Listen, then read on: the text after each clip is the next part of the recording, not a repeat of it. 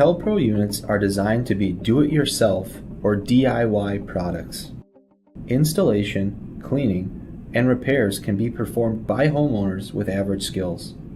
If you are uncomfortable troubleshooting or repairing your appliance on your own, don't hesitate to hire a local hearth dealer or chimney sweep. Always refer to your product manual for complete details on troubleshooting your unit. And again, always ensure your stove is shut off, cool, and unplugged.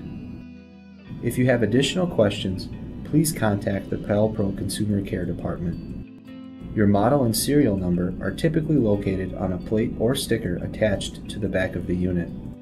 If you're not able to see this label or sticker, try using a camera or camera phone and taking a picture of this area. Having the model and serial number is required for receiving service or ordering parts from the PelPro Consumer Care Department.